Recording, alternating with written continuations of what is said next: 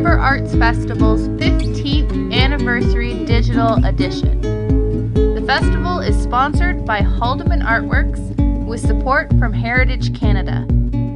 If you're able, please consider making a donation at www.riverartsfestival.ca or by visiting our gallery and gift shop at the Minga in Dunnville. For more information, feel free to reach us on Facebook or Instagram. Make sure to check out our online schedule to tune in to other events from November 7th to 28th, 2020.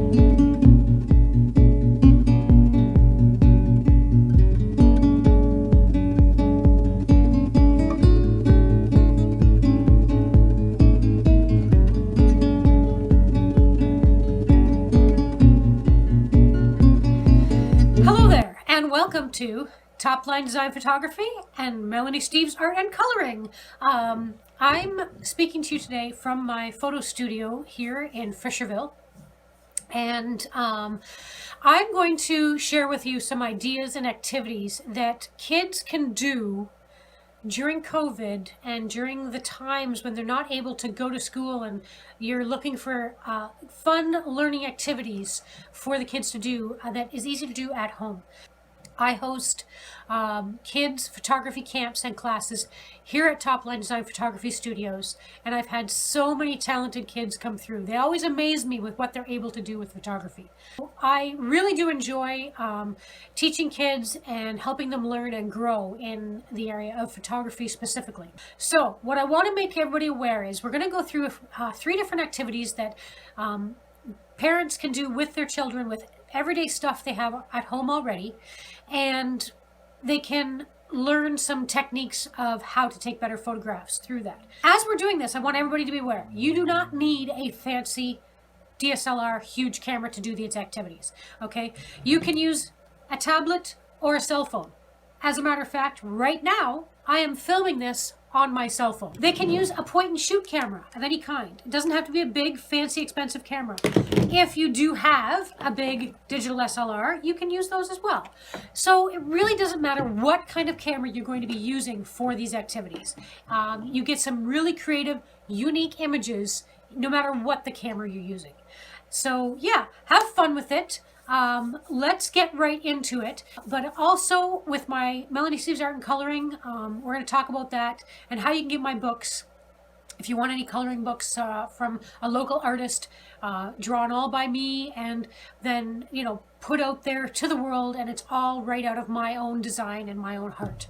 So yeah, let's get right into it and check out these following video clips of past activities I've done with the kids, and yeah, hopefully you'll have some fun and be able to do some great things with the kids. Now, if you do some of these activities, please, please, please find me on Facebook at Melanie Top Steeves on Facebook, at Melanie Steeves on Instagram, and you can also find me at Melanie Steeves Art and Coloring and Top Line Design Photography as well. Find me on Facebook and show me what the kids have done if you've done some of these activities. I'd love to see the photos they come up with and share it out there with the world. Okay, we're going to talk about an activity for the kids that can be done in your home, and it's a fun activity that gets them up and moving, and it gets them using some of their improv acting skills as well as their thinking caps, and using the photography mixed in there as well. So it kind of gets a few things that the kids can learn from. So what I call this one is the expressive selfies game. Basically what they're going to do, and I'm going to kind of go over it step by step, and then I'm going to show a video, a little bit of a video after this, showing some results of kids from my camps and classes that have done this activity before. So the first thing the kids are going to do, they're going to brainstorm some ideas. So they have to think about different expressions, different things your face can do, or different emotions, or different movements. So for example, they can be happy, they can be sad, they can be angry, they can be frustrated, smiling, concentrating, squinting, all kinds of different things, emotions and feelings that can come through in an expressive way. So what you're going to do is get them to brainstorm and make a list of all that they can think of. Now, when you get the list done, you're going to write each one of those down on a little piece of paper to put into a hat or a bowl or something so that you can draw them out one at a time. So the next step after that, they're going to want to gather up all kinds of props and costume ideas, things around your house. It could be coats, it could be hats, it could be mittens, it can be shoes, it can be props from the kitchen like spoons and spatulas, or things from the living room, even remote controls, or anything in your house can be used for this. They can wear mom and dad's clothes, they can wear their little brother's clothes, or they can wear hand-me-downs, different things in your house. Even if you have some of those props from those selfie stations, with the masks and the mustaches and wigs and things like that. So just gather up all those type of things that they can think of, whatever they can think to gather up, and put them in a pile. And sorry, parents, you're going to have a mess to clean up, or the kids are going to have a mess to clean up, because it's not going to be a neat activity. It's going to be messy, it's going to be fun, and it's going to be great, but you're going to have something to clean up afterwards. So once you have all your props collected up, all your costume ideas packed up, you're going to take all those words that you've written on individual papers, and you're going to put them in a bowl, and then you're going to use the bowl as your drawing pile. So and depending on how many kids you've got, they can either take turns and do them by themselves, or can they work as teams and work as pairs and come up with ideas together. But you're going to pull an expression out of the bowl. So if it's happy, they have to go to the costume pile, they have to pick out what they want to wear and what they want to put on to represent happy, and then they're going to go and stand on their backdrop or on your blank wall or whatever, wherever you want to do it. You can do this anywhere. You don't even really need a backdrop. And you can do it sitting, you can do it standing. Let them use their imagination. Let them think about what they can do. And then they're going to take that word that they've picked out, and they're going to act it out. And if you use your camera, either have somebody take the photos for them, or set your self-timer setting on the camera and do self-timer selfie shots. And as they act out the different expressions, the different emotions that they pull out, then you take a photo of each one, and they get this collection of all these funny pictures with funny expressions and sometimes sad expressions, and creativeness comes through in this. And once you've done the first one, you just keep picking different expressions out of that bowl and keep changing up the props, changing up the costumes, changing up the expressions that you're making, and take all kinds of fun photos. So have a look. I've got some examples here that are going to come up now, and it shows you results of what we did in one of my kids' camps here at Topline Design Studios, where they played this activity. And this is a brother and sister working together. So shout out to the Kindry kids. That's who's in these photos, and it shows you their results from doing this activity.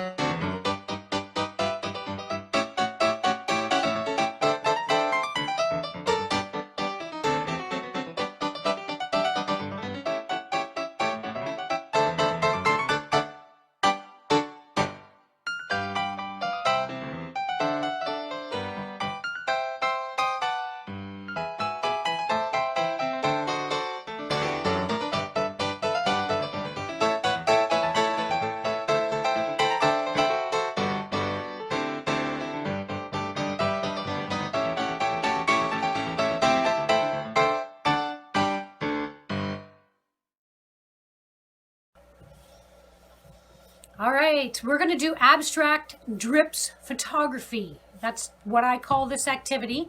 And it's kind of a fun one. It's and can get a little bit messy, so parents beware. Do it in a location where you don't mind if there's possibly some spills here and there. And here's what you need to do. First thing you're going to do is you're going to have to gather up some equipment. You're going to need a white or light colored sheet. You're going to need a small table, a clear vase, or glass with no etchings or markings on it. Nothing but clear, straight glass. You need to have shaving cream or hair mousse. You need multiple colors of food coloring. You need water, a pitcher of water, and of course you need your camera. So once you gather up all those equipment, what you're going to do is you're going to use the bed sheet and the table to create a backlight diffused backdrop. So what you're going to do is you're going to hang the bed sheet up over a window. So if you've got blinds, you have curtains there right now, either you're going to have to open them completely or take them down, whatever is better for you. And if you don't do that, if you leave your blinds down or if you leave your curtains up, you're going to get lines, you're going to get shadows. What you want is a nice, clear, open window with all kinds of light coming in. And so what you're going to do is you're going to hang that sheet over the window, and then you push your table against the window and then drape the sheet across the table as well. Now I also use like clothes pegs or some sort of clamps to hold the sheet on the table to get a nice smooth surface. And when you look in the video, you're going to see the setup. You're going to understand what I mean. So basically what you're going to do is drape that sheet over the window and across the table that you've pushed up next to it. Okay, then what you're going to do is you're going to fill your glass or your vase with water, and you can leave it maybe 1 inch or 2 inches below the actual top of the glass. And as a side note, one thing that is not necessary but could be a saving grace for some of the spills, if that might happen, is to put down a cookie sheet on top of that table that you've put your backdrop on. And so then what you're going to do, so you've got your glass, you've got it filled with water, you're going to set it on top of the backdrop you've just created. The next step, you're going to spray your shaving cream or your hair mousse on the top of the water. Just let it float on top, don't mix it in, and get a full coverage so you can't see any water through it when you look down. And what you're going to do is leave that on top, and you're only going to try and make it about 1 inch to 1.5 inches thick of foam. Now, after that, you're going to have your camera ready at this point, and it's better if you have a couple of people to work on this. If you don't, you can do it by yourself, but you have to move a little bit quicker. What you're going to do is you're going to drip 2 or 3 drips of food coloring in the same spot, and you can do 2 or 3 spots on top of the foam. And then you just wait and you watch, and you look at the water down below, and you're going to see drips come down in the water. They're going to be pretty, and then you start shooting it. Watch the following video to find further, more detailed instructions on how to do this.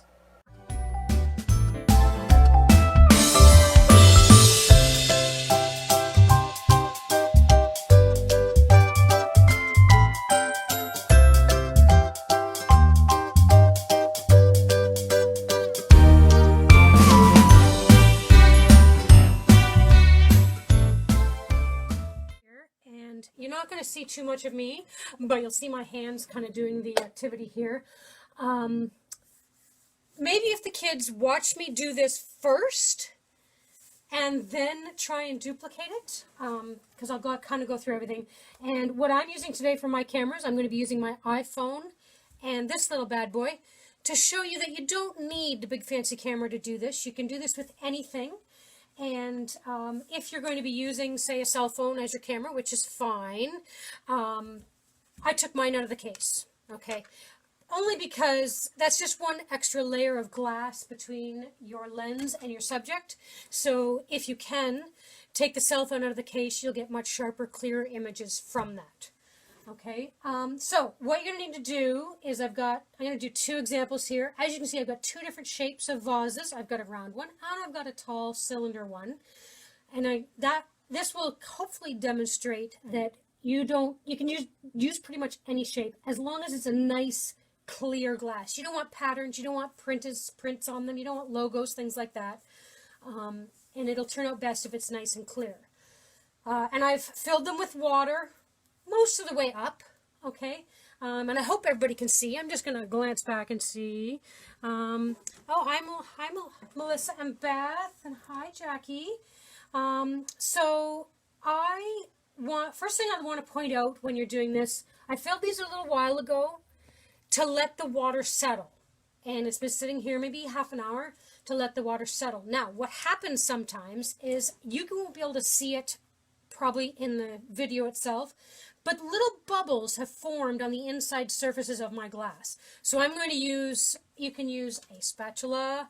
I'm going to try using my silicone basting brush.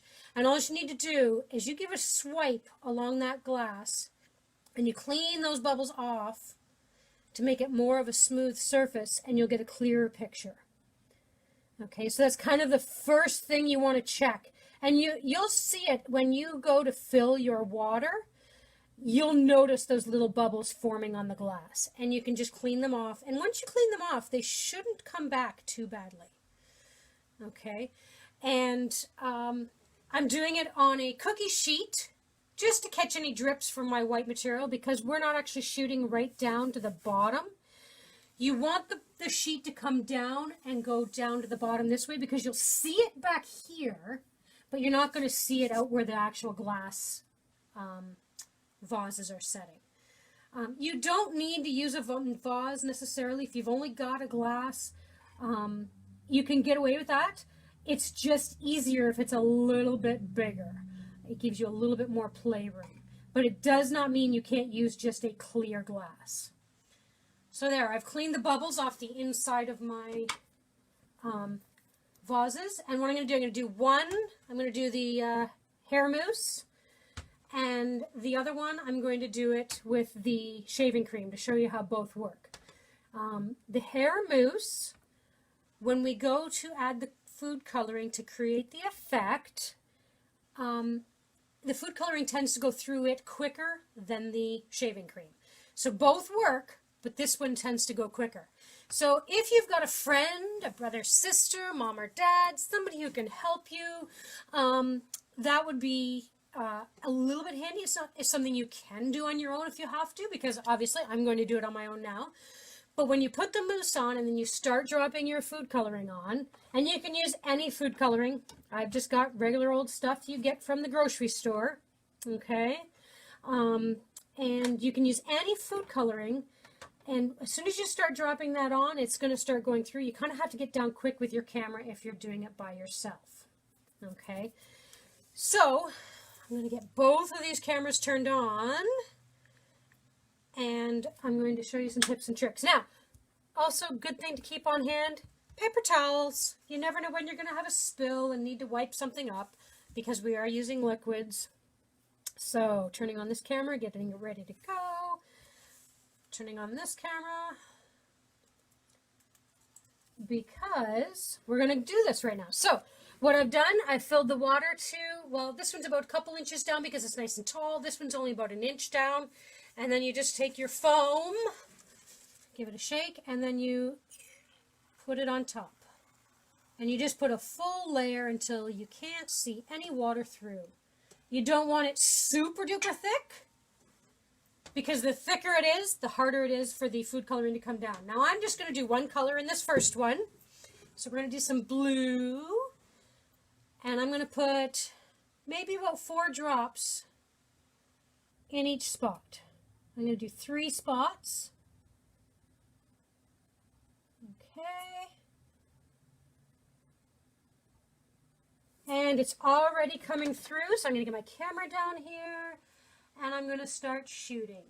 Now, as you can see, I'm nice and close to the subject. And, oh, one other thing I forgot to mention, this camera has a flash. So make sure you turn off your flash. Now, I'm going to show you the difference here. I'm going to take one like that, and then I'm going to come back here. I'm going to take one like this. I'm going to show you a do and a don't. This, and I hope you can see it on the screen, that is a do. That's very good. You've got a nice composition. You got nice filling your frame with the actual drips. A don't is that. So you don't want to see that you're actually shooting through the foam. You don't want to see the bowl. You want the illusion to show just the drips. Okay. Now that's a very quick shot, obviously. I'm going to take another one because it's done something different. And you just get nice and close and take a bunch of shots, okay? and it's going to change and move as the water flows, and you can get all kinds of cool effects. Okay, and like I said, get nice and close to your subject, and the closer you are, the less glass you're going to see. So you're going to see the drips more than the glass. Now, as I said, this camera here comes with the flash. Okay, so if you're using a point and shoot, you want to use it, say, put it on your P mode setting. So on my dial, I don't know if I can show you this on the camera as well. On my dial, do you see the P? Right by my thumb there? You want to put it on P mode and then go to your flash settings and do forced flash off. Okay? And if you don't turn your flash off, you're going to get nothing but reflections off the glass of the vase. Okay, so that's our first one. Actually, it's doing cool things again. I'm going to do another one. It's got some other cool drips in there. And actually, once you've done that, now I'm going to add a second color to this just to see what happens. So adding in a few drops of pink. And it's going to add some new colored drops in with the blue. And it went through much faster that time because the foam has gotten a little bit thin on the top. Okay, so that's an example of using the hair foam, hair mousse.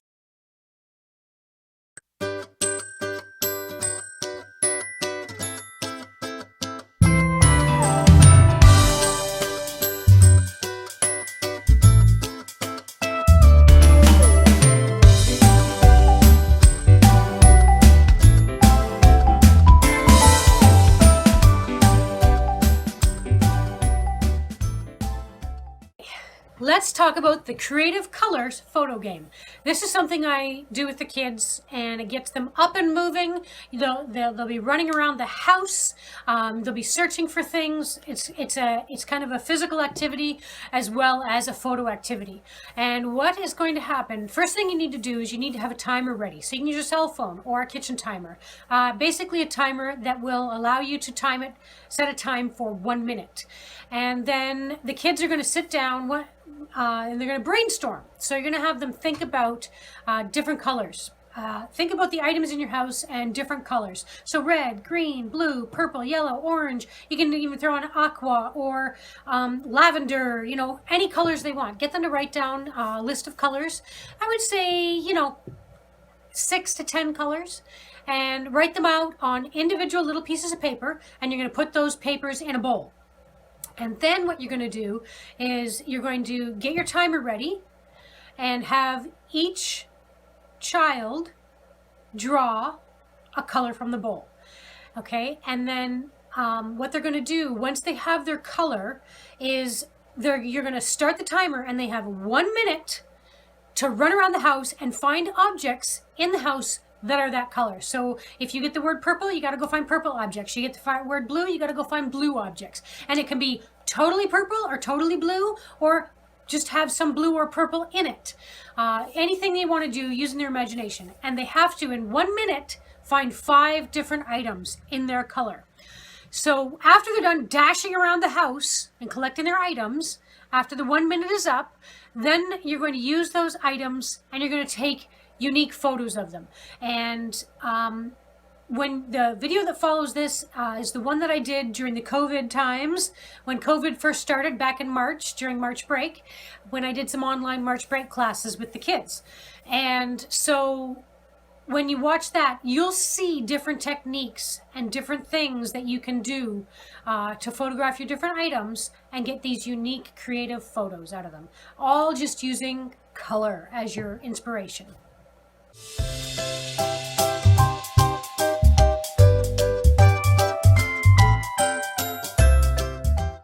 I'm going to pick the color out of the cup.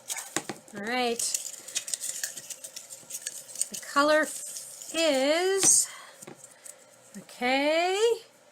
the color is Purple! Starting my timer. Go! Go find 5 purple items. Okay, going to my kitchen. Ooh, there's something purple on my counter. I'll pull that out. I'm going to look in the kitchen drawers for purple stuff. Everything is other colors. I've got like blue spatulas. Ah, here's a purple item. All right, I got 2 items so far. Ooh, there's a purple item. Ooh, I wish I could do my cell phone. My cell phone is purple. Ah, I bet you there's a purple nail polish. Let's go in the bathroom. There's purple nail polish. That's 4 items. Okay, something else purple. You know what? I might have a purple comb. Do I have a purple comb? I've got a purple pick. Woohoo! Okay, I got my 5 items. I must look absolutely crazy on this video right now. It's hard to pick up everything one-handed.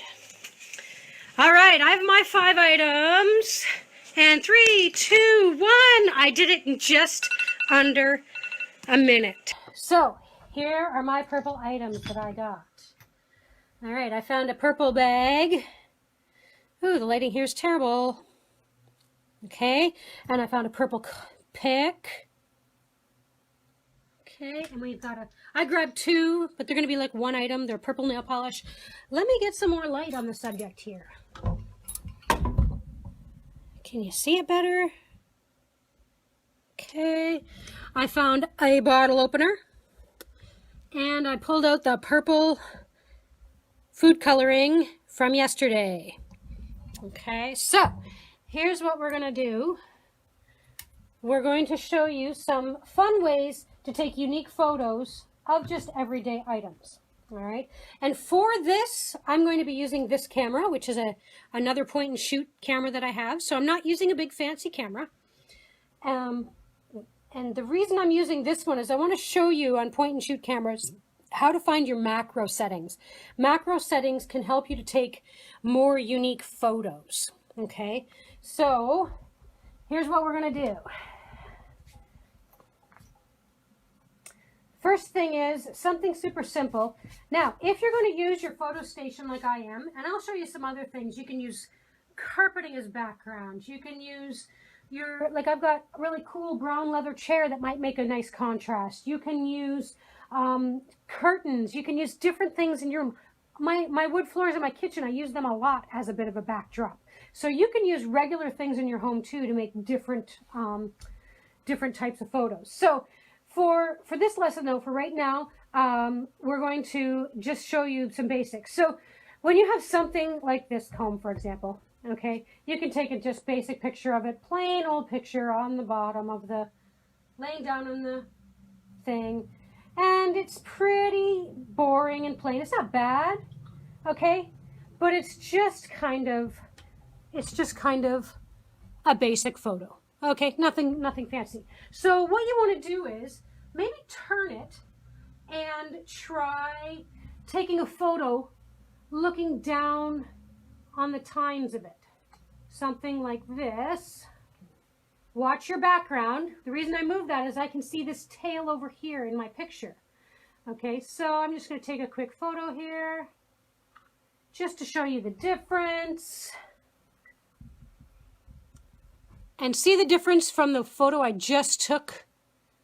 It's just a different angle, a different look to the pic. Okay, so try and look at how it is when it's up, down, sideways, different ways. Okay, now I want to try the opposite way just because I'm curious what would happen, what it would look like doing it the opposite direction. I'm going to move it a little bit out.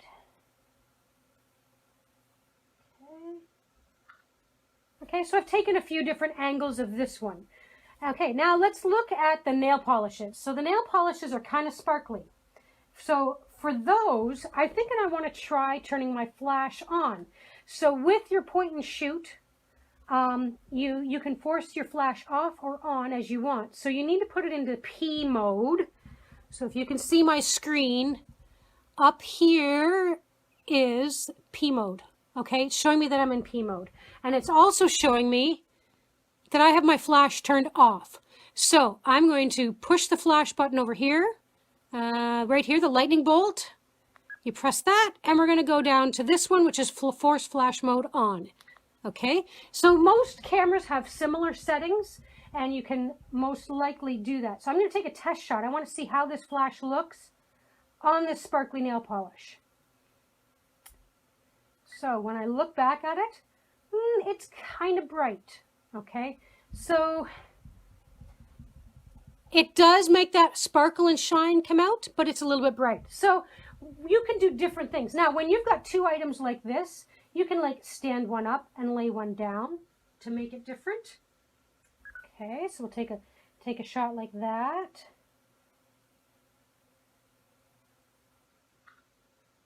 All right, you could lay them kind of on top of each other. Okay, so we'll take a shot of that and just play around and take a whole bunch of different angles, different shots to see what you like best. Now, if you're able to, sometimes it's fun to do something backwards. I don't know if I can make it stand up. Oh yeah, there we go. Look at that. Now, since I've set them up like that, I'm thinking that we should do this one vertical. So change your camera angle, change the angle of your item. I'm going to turn the flash back on. Okay, so yeah, when you've got a couple of items, you can do that. Now, this bag, it's pretty darn boring, wouldn't you say? What am I going to do with it? Well, what you might want to try and do is find a way to stand it up a bit. And then try and, so I'm going to use my nail polish bottles. You can use anything you want. I'm going to try and turn the handle in a little bit. And I'm going to actually just do part of the bag. I'm just going to focus on the handle. And you see the zipper here? I'm not happy with that. We're going to flip that down. So you can go in nice and close and get something more like this. So you're not actually taking the entire bag. Okay, so try, and then what I would like to show you as well, on your point and shoot cameras like I'm using right now, look for a setting with a flower. Can everybody, focus, can everybody see that flower right there? If you press the flower, you're going to go into macro mode. So when we go to the flower, it's macro mode, and then we go to the next flower, it's really close to macro mode. So what that means is your camera will focus really, really, really close. So I could go in really close on the stars here on this fabric. Try and find it, okay. I'm going to find a purple spot. Okay, and it's going to focus that close, even closer. See how close I'm getting to the subject? And it's going to take that photo. Okay, I'm going to take one more. Okay, just to show you what I got. It looks like that.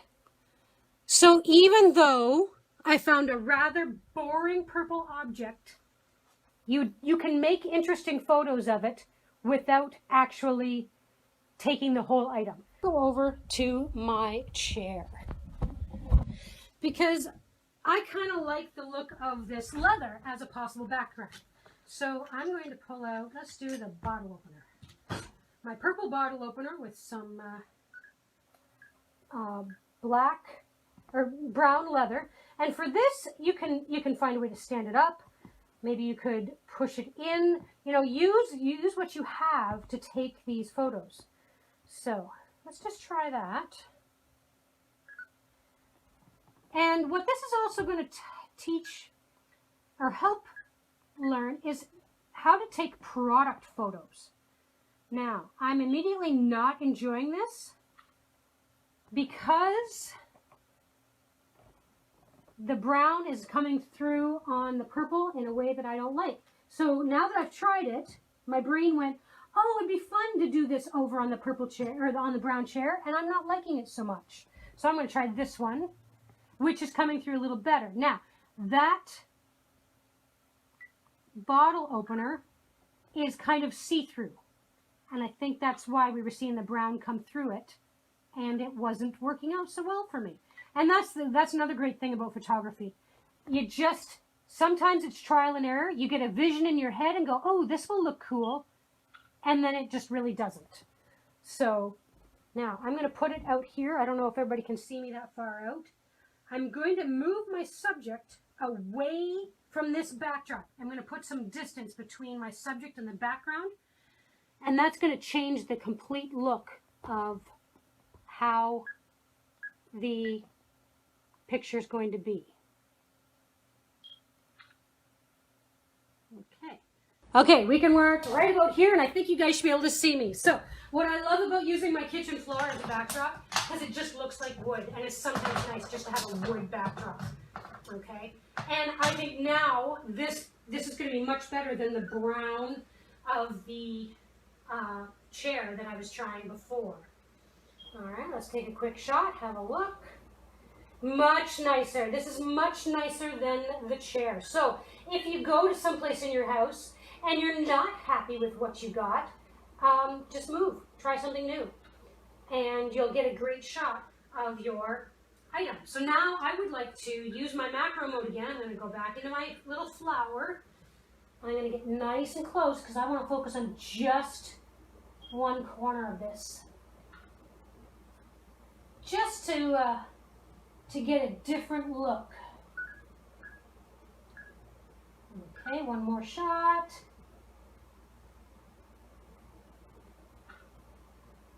All right. Okay, so that's your assignment for today, guys. I want you to take as many pictures as you can of your 5 items. Just change up your angles, try your flash, turn your flash off, experiment, and by doing that, you're going to learn faster and more on what you can and can't do.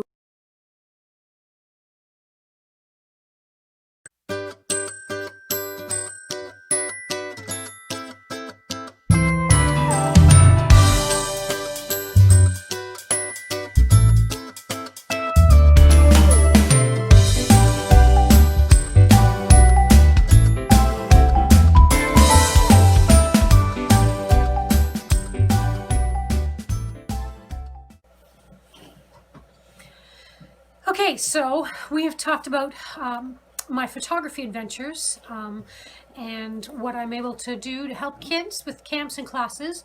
I have another activity that is always a surefire thing to go to with kids. Well, I shouldn't say always, but most kids usually enjoy this, and that is coloring.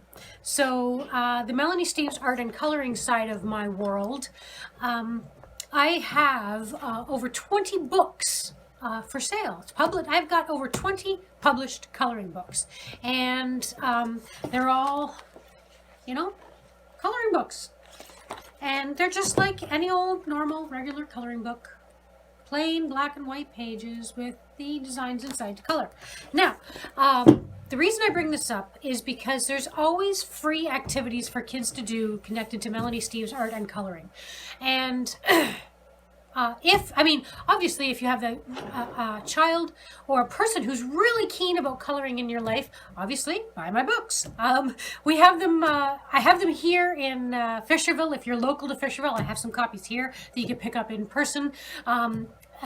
Or you can get them on Amazon, you can get them on Etsy. I have mandalas themed books. I have Christmas and fall themed books. I have masks themed books. I have Fabergé egg line. I have an entire line of books that are designed to look sort of like Fabergé eggs. In fact, that's kind of one of them right there behind me. I even have a Ford truck coloring book and a classic cars coloring book that I created from my own original photographs of cars and trucks. So there's a little bit of something for everyone in my collections. And as I said, you can get them on Amazon. So if you go to amazon.ca, you can search Melanie Steeves and they all pop up. And if you want to go to Etsy and you can buy and download PDF printable books that you can keep on your computer and print as many copies as you want. And that's through Etsy, and you can look for Melanie Steeves art with no spaces in it. So just Melanie Steeves art, all one word. So anyways, going back to what's free for kids to do. So if you go to my Facebook page, my Facebook group of Melanie Steeves Art and Coloring, and you can go in there at any time, and there are freebie coloring pages in the photo section. There's an entire album of free pages you can print and color. There are sometimes color alongs, so you can join in and through a live Facebook video, color along with me. We have contests, we have prizes, we have all kinds of different things through Melanie Steeves Art and Coloring that the kids can get involved in. And it's a worldwide thing. So when you go on there, you're going to see people commenting and posting from all over the world. I have fans in Australia, New Zealand, South Africa, Scotland, Great Britain, and the Netherlands, Mexico. All these people have contacted me throughout the world. They've bought my books, they've got my pages, and they've been coloring. And it's really, really great to see how the world connects to each other through something as simple as coloring. Anyway, so go on there. Melanie Steeves Art and Coloring is a Facebook group. Ask to join, get involved, and color and post and share, and people will talk to you from all over the world. Right now, there's a specific free event going on. We're coming right up to Remembrance Day, and right now I have 2 coloring pages. Okay, one is English, one is French, because we are a multilingual country, and you can download and print these right off Facebook. The links will be down below. They'll be in the comments or down below in the description. And what I'm asking folks to do, and a lot of people have already done it, and it's so, so great. I've created similar coloring pages to this for many other countries in the world, but as for Canada, I mailed these coloring pages out to everybody in Fisherville, and then I posted online for anybody in Haldimand County, anybody in the country, anybody in the world really who wants to download and print and color these Remembrance Day pages. And then I'm asking them to place them in their window on display to show support for our veterans and our military personnel. Remembrance Day is coming up, and not everybody can get out due to COVID to go to all the celebrations and events. So this is a good way to show your support.